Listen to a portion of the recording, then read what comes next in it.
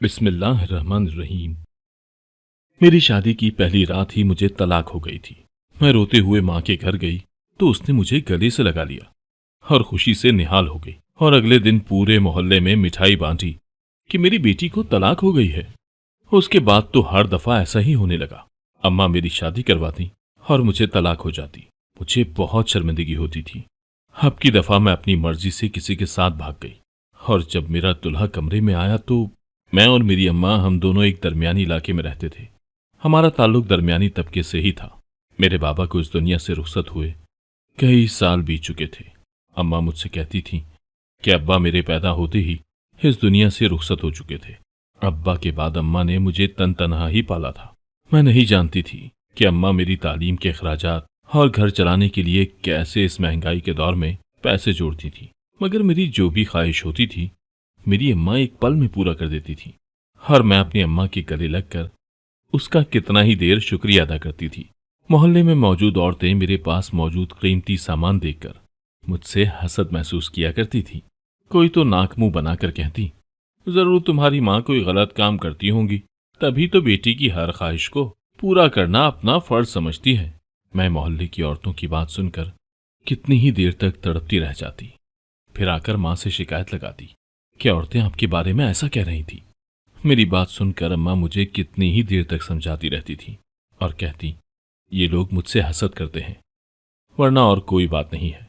और मैं जो पैसा तुम पर खर्च करती हूँ वो बड़ी मेहनत की कमाई से आता है। मैं अपनी अम्मा की बात मान लेती और उन औरतों के बारे में सोचना छोड़ चुकी थी। वक्त धीरे धीरे आगे बढ़ा और मैं 18 साल की हो चुकी थी। मेरा बढ़ता कद काठ, मेरी नुमाया होती हुई खूबसूरती, ये देखकर लोग मुझे कितनी ही देर तक देखते रह जाया करते थे। हमारे मोहल्ले की खवातीन जो मेरी अम्मा पर इल्ज़ाम लगाती ना थका करती थीं, अब वही खवातीन मेरे लिए अपने बेटों का रिश्ता मांगते ना थकती थीं। अगर मेरी अम्मा मेरा रिश्ता किसी के भी यहाँ देने के लिए तैयार ही न थी, वो तो मेरे लिए मेरी ही तरह खूबसूरत बर तलाश कर रही थी। और फिर एक दिन अचानक ही अम्मा की तलाश खत्म हो गई। एक उधेड़ उम्र खातून हमारे घर आई और उसके रखरखाव से वो किसी बड़े घर की मालूम होती थी। अम्मा ने उसकी खूब अच्छी तरह अवभगत की थी, जिस पर वो खातून खुशी से निहाल होती जा रही थी। और फिर कुछ ही देर में वो अपनी जगह से उठ खड़ी हुई और मेरी अम्मा के गले लग गई। अम्मा की खुशी भी देखने के काबिल थी। फिर उस खातून ने 2 सोने के जुड़वा कंगन मेरे हाथ में पहना दिए और हमारे घर से रुखसत हो गई। मैं नहीं जानती थी कि वो खातून किस मकसद से हमारे घर आई थी। मैं तो अपने हाथ में भारी सोने के कंगन देखकर ही मारे खुशी से पागल होती जा रही थी। कभी वो कंगन मैं अपनी अम्मा को दिखाती तो कभी आईने की तरफ कलाई करते हुए खुद ही उसे देखने लगती। ऐसे ही दिन बीतते गए। एक दिन वही खातून हमारे घर आई थी और उसके साथ चंद लोग भी थे। अम्मा ने अपने हाथ में सुर्ख जोड़ा थाम रखा था। अम्मा वो जोड़ा मुझे देते हुए कहने लगी, जल्दी से ये जोड़ा पहन लो। मैं हैरान से खूबसूरत बर्ग जर्ग के जोड़े को देखती रही थी और हैरानी से अम्मा से पूछने लगी, ये किस लिए है अम्मा? तब अम्मा ने मुझसे कहा, अभी और इसी ही वक्त तुम्हारा निकाह है। मैं कितनी ही देर तक अपनी अम्मा की बात सुनकर सकते के आलम में खड़ी रही थी। और फिर मेरी अम्मा ने मुझे कीमती जेवरात और जोड़ा पहनाकर जैसे तैसे तैयार कर दिया। मैं अपनी माँ की इस कदर जल्दबाजी पर कितनी ही देर तक रोती रही थी। और फिर मेरा निकाह एक अजनबी से हो गया जिसे मैंने देखा तक नहीं था। निकाह के बाद मेरा शौहर मेरे पास आ बैठा। उसके साथ चंद दोस्त भी थे जो उससे छेड़छाड़ कर रहे थे, मगर मैं अपने शौहर पर अपनी अम्मा का गुस्सा उतारते हुए उसकी तरफ देख तक नहीं रही थी। तभी किसी ने मेरे शौहर से कहा, भाई हमने सुना है भाभी बहुत खूबसूरत है, अगर तुमने तो ठीक से अपनी दुल्हन को देखा तक नहीं। अपने दोस्त की बात सुनकर मेरा शौहर हंस पड़ा था। फिर बड़े ही हक से उसने मेरे कंधे पर हाथ रखकर मेरा रुख अपनी तरफ किया और मेरा झुका चेहरा उठाकर मेरी तरफ देखने लगा। मैं भी उसे देखती ही रही थी। मुझे यकीन नहीं आ रहा था कि इतना खूबसूरत और मुकम्मल शख्स मेरा शौहर था। मैं अपनी अम्मा को उसकी पसंद पर दाद देती रही थी और अपनी किस्मत पर रश करती रही थी। फिर मेरे ससुराली रिश्तेदार खाना खाकर रुखसत हो गए थे। मैं हैरान से अपनी अम्मा को देखती रही थी कि मेरे ससुराल वालों ने मुझे रुखसत क्यों नहीं करवाया। मेरी अम्मा मेरी आंखों में तैरता हुआ सवाल भांप गई थी। तभी मुझसे कहने लगी, तुम तो मेरी इकलौती औलाद हो, मैं तुम्हें बड़ी धूमधाम से रुखसत करूंगी। अम्मा की मोहब्बत पर मैं निहाल होती गई और कितनी ही देर तक अपनी अचानक बदली हुई जिंदगी के बारे में सोचती रही थी। कल तक मैं जिस शख्स को जानती तक नहीं थी, आज उसी शख्स के लिए मेरे दिल में एक आला मकाम बन चुका था। मैं उससे बेपनाह मोहब्बत करने लगी थी। वो मेरी जिंदगी में आने वाला पहला मर्द था जिसने मुझे मोहब्बत के एहसास से रूबरू करवाया था। मेरे निकाह को 6 महीने गुजर चुके थे, मगर अम्मा अब भी मेरी रुखसती करवाने के लिए तैयार ही न थी। मेरी सास हफ्ते में 2-3 बार चक्कर लगाती और अम्मा से रुखसती का मुतालबा करने लगती, मगर मेरी अम्मा कोई न कोई बहाना बनाकर टालने लगती। मैं जानती थी कि अम्मा मुझसे बेपनाह मोहब्बत करती हैं, इसीलिए मुझे इतनी जल्दी रुखसत करने के हक में नहीं है। फिर एक दिन अचानक ही अम्मा ने आकर मुझसे कहा, 1 हफ्ते में तुम्हारी रुखसती है। अम्मा की बात सुनकर मैं काफी खुश हो चुकी थी। मैं भी जल्दी से अपने शौहर के घर रुखसत होकर जाना चाहती थी और फिर अम्मा ने मेरी रुखसती की तैयारियां तेज कर दी थी। मैं अपनी शादी के दिन बहुत खुश थी। खुद को दुनिया की कोई और ही मखलूक समझ रही थी। अपने घर से रुखसत होते हुए मुझे जितना दुख था, उससे कहीं ज्यादा खुशी अपने ससुराल जाने की थी। मैं रुखसत होकर बड़े से घर में आ चुकी थी और बड़ा सा घर देखकर तो मुझे अपनी किस्मत पर मजीद रश्क आने लगा था। मैं सर झुकाए सजे कमरे में बैठी अपने शौहर का इंतजार कर रही थी, मगर आधी रात से ज्यादा बीत चुकी थी और मेरा शौहर कमरे में ही नहीं आया था। मुझे अपने शौहर की फिक्र सताने लगी थी कि वो क्यों अब तक नहीं आया। अजीब व गरीब ख्यालात मुझे जकड़े हुए थे। अभी मैं उसके बारे में कुछ पता करने का सोच ही रही थी कि कमरे के दरवाजे पर खटका सा हुआ था। मैं अपनी जगह पर सुकड़ कर और सिमट कर बैठ गई थी। तब मेरा शौहर मेरे सामने आ खड़ा हुआ था। उसने तो मेरा घूंघट भी नहीं उठाया था, बस अपने हाथ में मौजूद कागज मेरी तरफ उछाल गया था और मैं नासमझी से अपनी गोद में देखने लगी थी। तब उसने बेदर्दी से मेरा घूंघट उठाया और मुझसे कहने लगा, ये तलाक के पेपर हैं, साथ ही तुम्हारे हक महर की तगड़ी सी रकम भी है। तुम अब अपने घर जा सकती हो। शादी की पहली रात ही मुझे तलाक हो गई। मैं अपनी जगह दंग सी होकर उसे देखती रही थी। मैं नहीं जान पाई थी कि मुझसे ऐसी कौन सी गलती हुई थी जिसकी सजा मुझे तलाक की सूरत में मिली थी, और वो भी शादी की पहली ही रात। मैं अपनी भर्राई हुई आंखों से उस शख्स को देखने लगी थी जो कुछ देर कबल तक मेरा शौहर था और अब मुझसे सारे रिश्ते खत्म कर चुका था। अब मैं उससे एक सवाल करने की भी हकदार नहीं थी। रात का दूसरा पहर शुरू हो चुका था और मैं अपना टूटा हुआ दिल लिए अपने घर के लिए रवाना हो चुकी थी। मैं रोते हुए अपनी माँ के घर आ गई और उसे अपनी तलाक के बारे में बता दिया, जिस पर मेरी माँ ने मुझे गले से लगाया और खुशी से निहाल हो गई। मैं अपनी अम्मा की खुशी पर मजीद हैरान हो चुकी थी। मुझे समझ ही नहीं आ रहा था कि मैं क्या करूं। अम्मा मेरा दर्द जानने के बजाय खुश हो रही थी और मैं अपनी दिल की हालत छुपाए अपने आंसू कैद करने की कोशिश करती रही थी। फिर अगले दिन पूरे मोहल्ले में मेरी अम्मा मिठाई बांटती रही और सबसे ये कहती रही कि मेरी बेटी को तलाक हो गई है। मैं कितनी ही देर तक अपनी अम्मा की सफाकी पर हैरान व परेशान होती रही थी। मोहल्ले की तमाम खवातीन मेरी अम्मा को पागल समझ रही थी। मुझे भी अपनी अम्मा की दिमागी हालत पर शुबा होता रहा था। मोहल्ले की खवातीन मुझसे हमदर्दियां करती रहीं और साथ ही मुझसे बड़े ही राजदाराना अंदाज में पूछती भी रहीं, क्या ऐसी क्या बात हुई कि तुम्हें एक ही रात में तलाक हो गई? तुम्हारी माँ ने तो तुम्हारे लिए काफी देखभाल कर बर ढूंढा था। मैं अपना सब मुंह लेकर खामोश रही थी और अपनी किस्मत पर मातम करती रही। इस वाक़े को अभी कुछ महीने ही हुए थे कि मेरी अम्मा के साथ एक खातून हमारे घर आई थी और मुझे अपने बेटे के लिए पसंद कर गई थी। एक बार फिर मेरा रिश्ता तय हो चुका था। कुछ ही दिनों में मेरा निकाह हो गया और मैं रुखसत हो गई। मेरा दूसरा शौहर मेरा काफी ध्यान रखता था, मुझसे मोहब्बत का इजहार करते न थकता था। मगर कुछ दिन बाद मेरे दूसरे शौहर ने भी मुझे वजह बताए बगैर ही तलाक दे डाली थी और मेरी तलाक होते ही अम्मा खुशी से झूम उठी थी। मैं अम्मा का खुशी से दमकता हुआ चेहरा देखती रह गई थी। मुझे अम्मा की खुशी की वजह समझ नहीं आ रही थी कि वो मेरी तलाक होने पर क्यों खुश होती हैं। इसके बाद तो हर दफा ऐसा ही होने लगा। अम्मा मेरी शादी करवाती और मुझे तलाक हो जाती। मुझे बहुत शर्मिंदगी होती। मुझे समझ ही नहीं आ रहा था कि किस्मत मेरे साथ कैसा खेल खेल रही है, मेरे साथ क्या हो रहा है।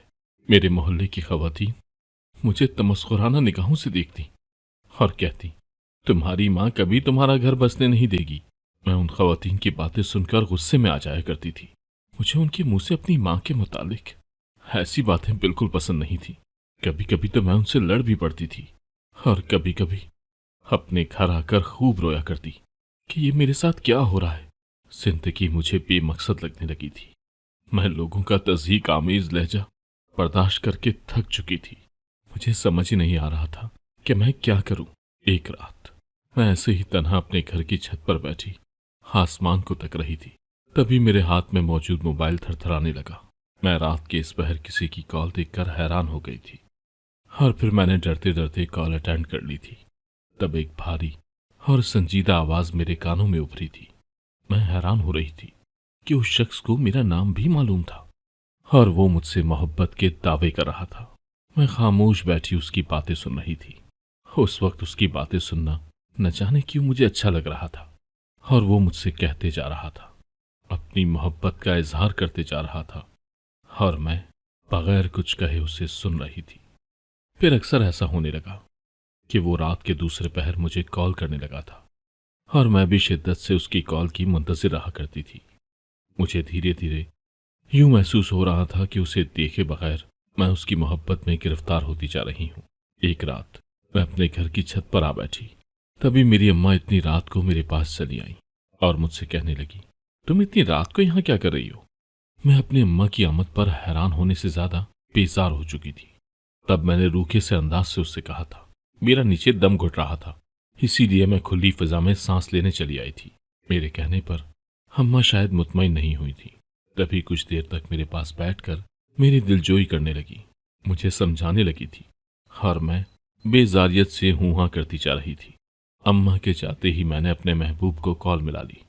वो मुझसे कहने लगा था कि वो मुझसे शादी करना चाहता है, मगर मैं उसे अपनी जिंदगी की सबसे बड़ी हकीकत बताने से झिझक रही थी, इसीलिए उसे टाल गई थी। मगर अब दिन रात उसका शादी करने पर जोर बढ़ता जा रहा था। वो मेरे लिए हकीकत में संजीदा था और मैं भी दिलो जान से उसकी जिंदगी में शामिल होना चाहती थी। मगर मुझमें उसे अपनी जिंदगी का इतना बड़ा सच बताने की हिम्मत नहीं हुई थी। एक दिन मेरी टालमटोल पर उसने मुझसे बेजार होकर पूछ ही लिया कि आखिर वजह क्या है, मैं क्यों उसकी मोहब्बत को यूं नजरअंदाज कर रही हूं। तब मैंने उसे बता दिया कि मेरी कई सारी शादियां हो चुकी हैं और उसके बाद जल्द ही तलाक भी हो जाती है। मेरी बात सुनकर वो मुझसे कहने लगा कि वो फिर भी मुझसे शादी करेगा। मैं उसकी मोहब्बत पर कुर्बान होती चली गई थी, लेकिन मैंने इस बार अपनी मोहब्बत के बारे में अपनी अम्मा से कुछ भी नहीं कहा था, बल्कि मैंने अपने महबूब से कहा था कि वो मेरे घर रिश्ता ना भेजे, हम दोनों यहां से कहीं दूर भाग जाएंगे। मेरी बात सुनकर वो राजी हो गया और अब की दफा मैं अपनी मर्जी से उसके साथ घर से भाग गई थी। मैंने अपने कीमती जेवरात के 2-3 सेट जो मुझे अपनी पिछली शादी की बरी में मिले थे और चंद जोड़े लेकर रेलवे स्टेशन के लिए रवाना हो चुकी थी। रेलवे स्टेशन पर एक सफेद रंग की गाड़ी मुझे लेने के लिए आ चुकी थी, जिसमें सवार होकर मैं अपने पीछे बहुत कुछ छोड़कर चली आई थी। मुझे एक छोटे से फ्लैट में लाया गया था और वहीं पर मेरा निकाह हुआ था। मैं अब की बार बहुत खुश थी कि अब ना तो मुझे तलाक होगी और ना ही हर बार की तरह मेरी जिंदगी बर्बाद होगी। मैं सजी सजाई अपने शौहर, जो कुछ दिनों कबल तक मेरा महबूब था, उसका इंतजार कर रही थी और कुछ ही देर बाद मेरा इंतजार खत्म हुआ था। मेरा दुल्हा कमरे में चला आया था। उसने जैसे ही मेरा घूंघट पलटा तो मैं उसका चेहरा देखकर हैरान रह गई थी और वो मुझे देखकर मुस्कुरा रहा था। मेरा सकता था कि किसी तौर पर टूटने का नाम ही नहीं ले रहा था, क्योंकि मेरे सामने मौजूद शख्स कोई और नहीं बल्कि मेरा पहला शौहर था, वही जिसे मैंने पहली दफा दिलो जान से कबूल किया था। वो वही शख्स था जिसने बगैर वजह बताए शादी की अव्वल रात ही मुझे तलाक का धब्बा लगा दिया था। मैं उसे अपने सामने देखकर हैरान परेशान थी। फिर मैंने उस शख्स को नफरत और गुस्से के मिले जुले तासुर से देखा और कहा, तुमने मुझे ट्रैप किया है। पहले मुझसे शादी की, फिर मेरी जिंदगी बर्बाद करने के लिए मुझे तलाक का धब्बा लगा दिया। मैं पूरी तरह उस शख्स से लड़ रही थी, उसे बुरा भला कह रही थी, जिसने मेरी जिंदगी को जहन्नुम बनाने में कोई कसर नहीं छोड़ी थी। वो मुझे समझाने और बहलाने की कोशिश कर रहा था, मगर मैंने एक न सुनी और उसे कह दिया कि वो जल्द ही मुझे इस रिश्ते से आज़ाद कर दे। मेरी बात सुनकर वो खामोश हो गया था। फिर कुछ देर बाद जब मेरा गुस्सा ठंडा हुआ, तब वो मुझसे कहने लगा कि मैंने तुमसे दोबारा शादी तुम्हें छोड़ने के लिए नहीं की है, बल्कि मैं तुमसे हकीकतन मोहब्बत करता हूँ। मुझे उस शख्स के मोहब्बत के दावे खोखले लगे थे। मैंने इस बात का सिरे से इनकार कर दिया था और बस उससे तलाक की रट लगाने लगी, जिस पर वो कुछ गुस्से में आ गया था और मुझसे कहने लगा वो मुझसे अब दोबारा किसी भी सूरत दस्तबरदार नहीं हो सकता। पहले वो एक बार गलती कर चुका है, अब दोबारा नहीं कर सकता। वो मुझसे कह रहा था कि उसने पहला निकाह भी मुझसे बड़े चाव से किया था। वो मुझे हमेशा से अपने घर और अपने दिल की मलका बनाए रखना चाहता था, मगर मेरी माँ ऐसा नहीं चाहती थी। मैं उसकी बात सुनकर हत्थे से उखड़ गई। मैंने शदीद तैश के आलम में उससे कहा था कि तुम्हारी हिम्मत कैसे हुई सारे इल्जाम मेरी माँ पर धरने की। तब वो मुझे तहम्मुल से समझाते हुए कहने लगा था, तुम्हें शायद मेरी बात का यकीन नहीं होगा, मगर मैं जो कुछ तुम्हें बताने लगा हूं वो तुम्हारी जिंदगी का सबसे बड़ा सच है। ये सच जानकर तुम्हारा शायद हर रिश्ते से यकीन उठ जाए। मैं बड़े ही जब्त का मुजाहरा करते हुए उस शख्स की बातें सुन रही थी।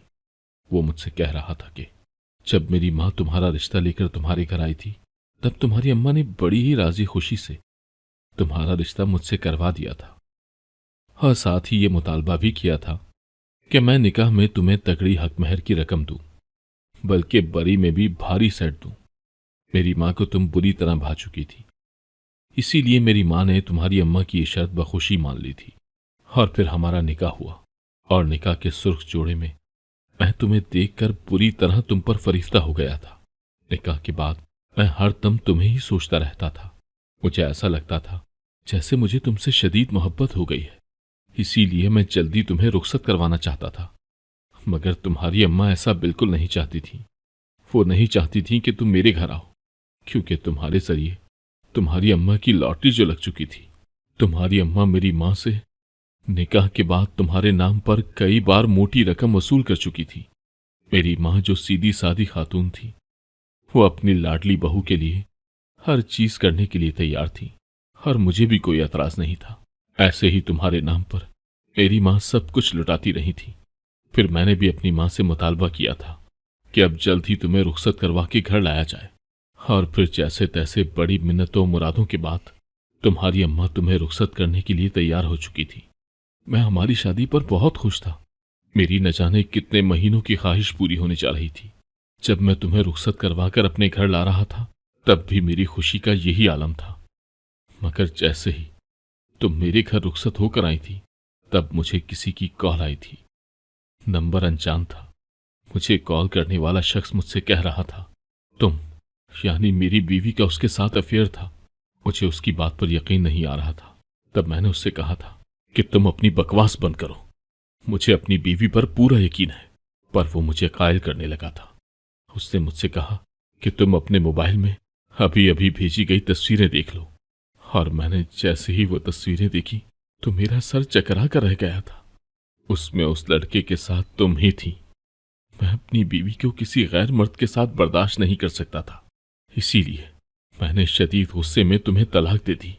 मगर तुम्हें तलाक देने के बाद भी मुझे यकीन नहीं हो रहा था कि तुम मासूम से चेहरे वाली लड़की ऐसा कर सकती हो। और फिर कुछ महीनों बाद मुझे दोबारा तुम्हारी शादी की खबर सुनने में आई, जिस पर मैं बुरी तरह टूट चुका था। मगर फिर तुम्हें तलाक हो गई और ये सिलसिला थमा नहीं था, बल्कि ऐसे ही चलता रहा था। तुम्हारा हर नया शौहर तुम्हें तलाक दे देता और तुम्हारी अम्मा तुम्हारी तलाक पड़ने पर गम मनाने के बजाय खुशियां मनाती, मिठाइयां बांटती। मुझे तुम्हारी अम्मा की इन हरकतों पर शक सा गुजरा था। तुम जो अव्वल रोज से मेरे दिल में थी, मैंने तफ्तीश करवाई तो जो कुछ मेरे सामने आया वो दिल दहला देने वाला था। मैं अपने शौहर की बातें हैरान होकर सुन रही थी। जब वो रुका तो मैंने उससे झट से पूछ लिया, ऐसी कौन सी बात थी जिसने तुम्हें हैरान कर दिया था? उस पर वो मेरी तरफ देखने लगा और मुझसे कहने लगा कि ये सब कुछ तुम्हारी अम्मा करवाया करती थी। वो हर जगह जहां तुम्हारी शादी होती, उन्हें तुम्हारी वही तस्वीर भेजती थी जो मुझे भेजी गई थी, और फिर तुम्हें बगैर वजह बताए तलाक हो जाती और तुम्हारी अम्मा खुश हो जाती। मैं अपनी शौहर की बात सुनकर पूरी तरह रो रही थी। मुझे अब भी समझ नहीं आया था कि मेरी सगी माँ मेरे साथ ऐसा क्यों करती थी। तभी वो गुत्थी भी सुलझ गई थी। मुझ पर इंकिशाफ हुआ था कि मेरी अम्मा, जो मेरा इस दुनिया में वाहिद सहारा थी, वो दरअसल मेरी सगी माँ नहीं थी। वो मुझे बचपन में किसी यतीम खाने से उठा लाई थी ताकि बड़ी होने के बाद वो मुझसे फायदा उठा सके। और मेरी अम्मा ने ऐसा ही किया था। वो मेरी जिंदगी से खेलते हुए मेरी शादियां करवाया करती थी और फिर उनसे खूब पैसे बटोरती।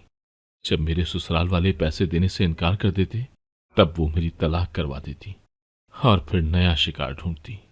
मैं अपनी अम्मा की सफाक हकीकत जानकर पूरी तरह टूट चुकी थी। मैं जिस रिश्ते को अपना वाहिद कुल समझती थी, उसी रिश्ते से मुझे दुनिया का सबसे बड़ा धोखा मिला था। अब वाकई मेरा हर रिश्ते से एतबार उठ चुका था। मैं जिंदगी में दोबारा अपनी माँ की शक्ल देखने की रवादार ही न थी। मुझे टूटा बिखरा हुआ देखकर मेरे शौहर ने मुझे सहारा दिया था।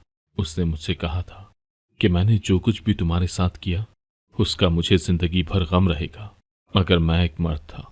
मुझसे अगर कोई आकर कुछ कहता तो मैं क्यों ना यकीन करता। और फिर सबूत भी तो तुम्हारे खिलाफ ही थे। मगर अब मैं तुम्हें इज्जत की जिंदगी देना चाहता हूँ और बड़ी मोहब्बत से तुम्हें रखना चाहता हूँ। तुम प्लीज मुझे माफ करके मेरी जिंदगी में शामिल हो जाओ। मैं उस शख्स को देखने लगी थी जो मुझ तक दोबारा पहुंचने में कामयाब हो ही गया था। मुझे उसकी मोहब्बत से इनकार नहीं था, क्योंकि अगर वो मुझसे मोहब्बत न करता तो दोबारा मुझ तक कभी नहीं पहुंच पाता। और अब मेरे पास उसकी बात पर यकीन करने के अलावा कोई और चारा भी नहीं था, क्योंकि मेरे पीछे अब कुछ नहीं बचा था। ना ही कोई मेरा मुहाफिज था और ना ही खैर खा। और फिर उस शख्स ने मुझे बता दिया था कि उसकी मोहब्बत वाकई में मुखलिस थी। वो मेरे लिए अल्लाह का भेजा हुआ इनाम था और मैंने अपनी जिंदगी से सबक सीख लिया था, जिसके बाद अब मेरे पास मजीद कोई गुंजाइश नहीं रही थी। नाजरीन, अगर आपको हमारी आज की ये कहानी पसंद आई तो इसे अपने दोस्तों के साथ शेयर करना मत भूलिएगा। और अगर आप हमारे चैनल पर नए हैं और अभी तक आपने हमारा चैनल सब्सक्राइब नहीं किया, तो सबसे पहले हमारे चैनल को सब्सक्राइब जरूर करें